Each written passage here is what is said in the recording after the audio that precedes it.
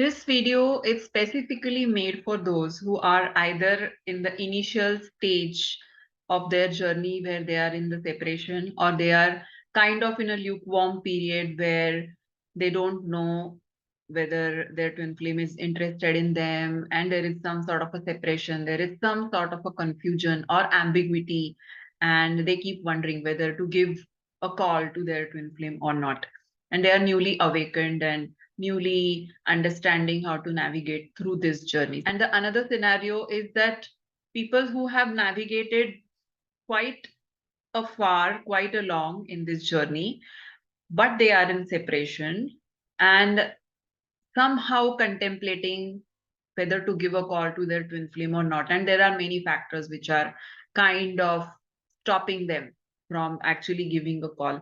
So it's very tricky sort of a dynamic where you want to pursue the connection. So yeah, at some point you are in the state of chasing, but at the same time, in the next moment, you kind of dismiss everything and you give up on this possibility that you can actually make that effort and call your twin flame. And there are so many people I know who are just a call away from their twin flame, but there is something which is stopping inside them from calling their twin flame. So this particular video which I have made today is going to cater to these scenarios. 6 months back, I had also made a video which was titled 11 Reasons Why Your Twin Flame Does Not Initiate the Contact with You. This particular video was made for a different situation where one person is really wanting to pursue the connection and the other twin flame is running and not really initiating the contact. So that video is specifically made for understanding the issues of the runner twin flame. So that scenario is pretty different than what I am going to discuss today, because this video is catering to a scenario where both the twin flames are showing the trait of the runner. They are running from both of them are running from initiating that contact, and there are certain reasons why they are getting into this runner state of mind. So let's discuss what is stopping both the twin flames for not giving the call to one another. Welcome back to my channel Awaken with Pradnya.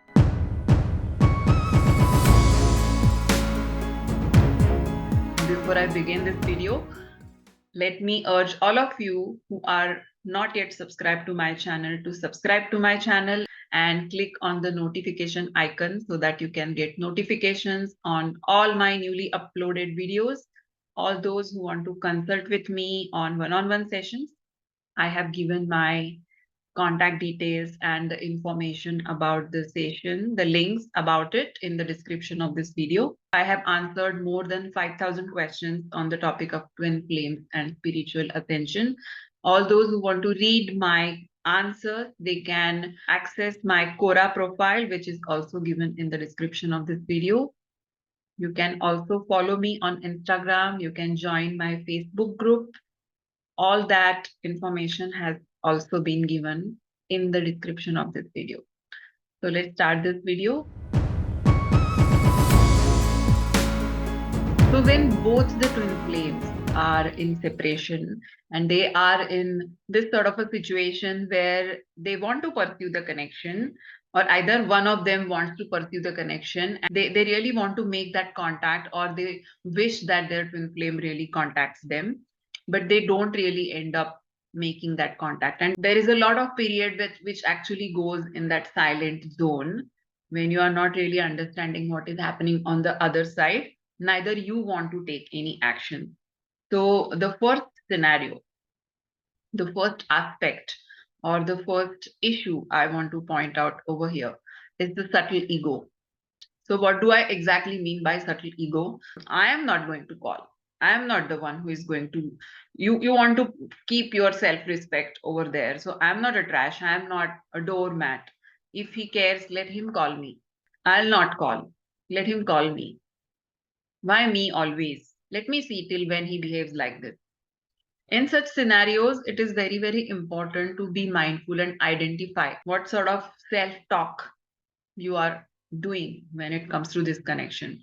The second issue I want to point out is expectation. What kind of expectation you're having is like, I'm going to wait till he calls me. You want to wait for them to initiate. Somewhere I have also seen a lot of people having this notion that I have done everything, now whatever happens, the other person needs to initiate, I'm not going to initiate. So there is some sort of a ego over there, but with a lot of expectation. You are expecting them to initiate that call. You don't want to call at whatever cost. The third thing is tit for tat. I'm not going to call because I want to teach him a lesson. Then only they will be able to understand how it really feels when they don't call.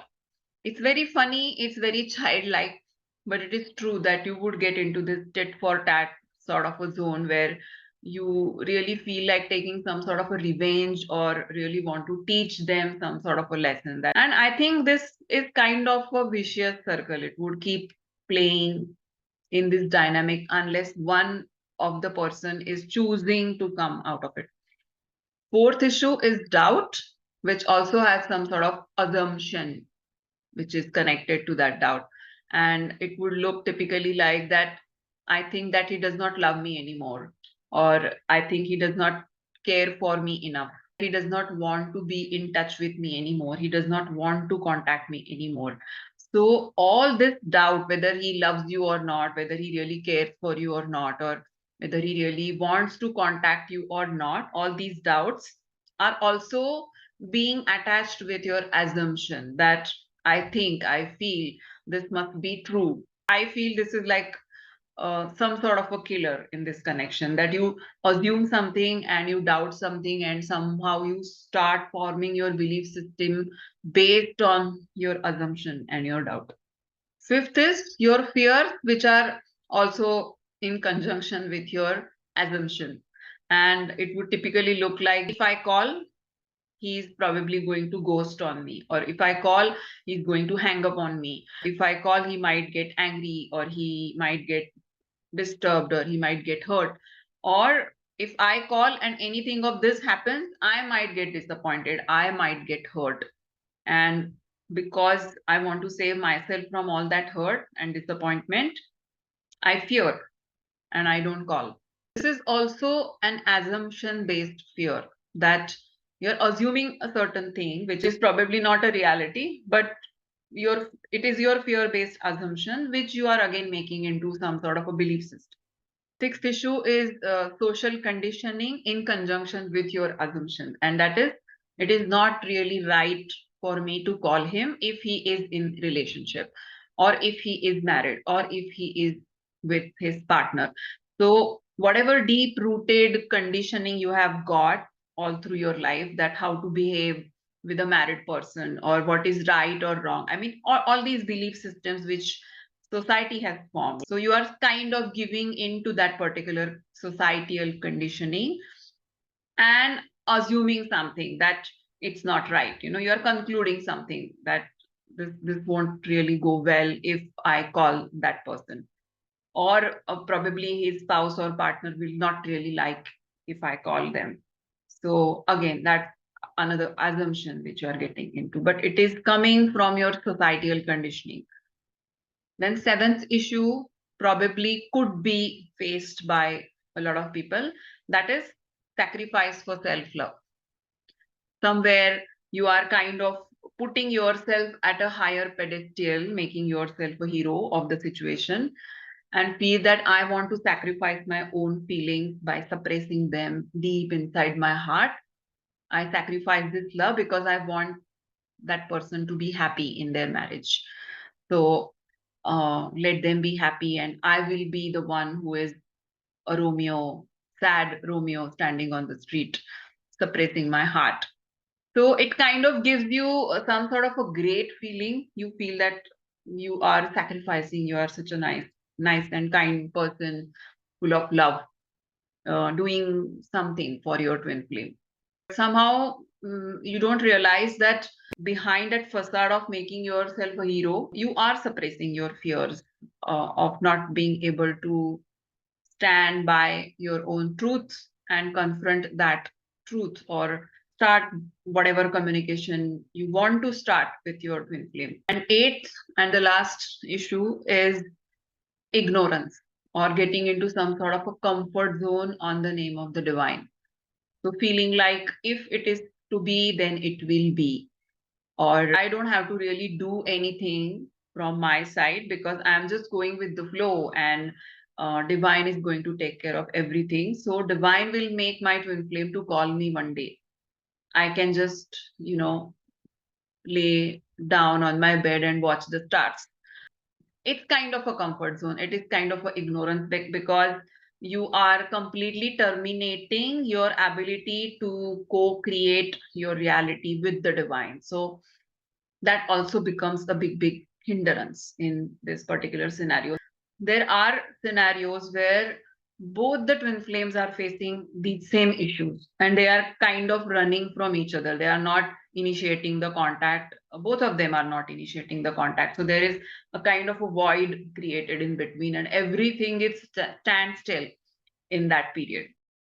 Nothing is moving. I mean, okay, there might be some sort of a inner work, inner progress happening on both the sides, but when it comes to acting upon your learnings and actually letting go your inhibitions and your blocks and applying your understanding into your action is not happening. Somewhere you are holding yourself back and waiting for another person to take action, thinking that it's now their responsibility to act upon anything in this journey. It's not you.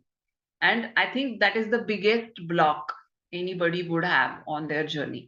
If I want to give my example, me and my twin flame wasted almost 2 to 3 years by not talking to each other or not really communicating what we were feeling to each other very directly, by assuming certain things like this. I thought that he was not ready to talk to me, or he was not wanting to talk to me. At the same time, he was also feeling the same thing. So there is also some sort of a mirror effect over here, that whatever you are thinking, maybe probably your twin flame is also thinking the same thing. And both the people are expecting each other to give a call first. Nobody is really ready to break that ice, and like that, by being in your ego or your assumptions or your fears or your comfort zone, you are absolutely prolonging that void, that period of void in your life, by expecting another person to call you. When I started to realize this, and when I looked back at my own journey along with my twin flame, we regretted big time, like how stupid we both were. Why we were waiting for each other to initiate that contact and say whatever you wanted to say. It was such a simple thing, but we couldn't do it for years. And we ended up wasting a lot of time. I mean, now looking at that situation, I do understand why things happened the way they happened.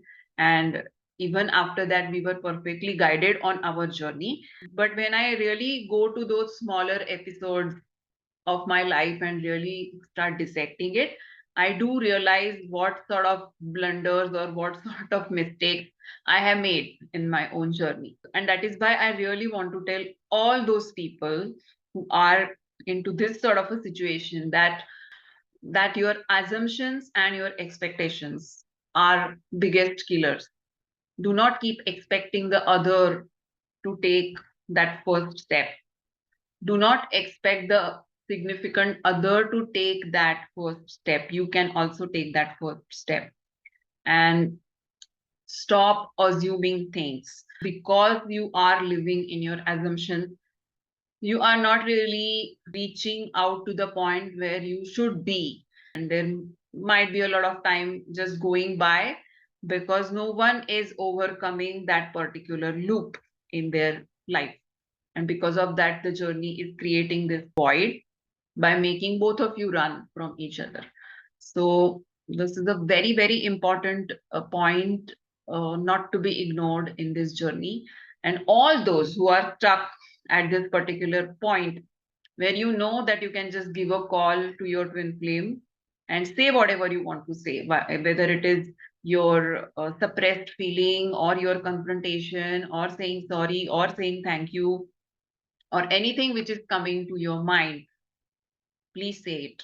Don't keep expecting them to initiate the contact, because if you are waiting for something, know that it is a form of your ego or your fear or your insecurity or your comfort zone or your expectation or your ignorance.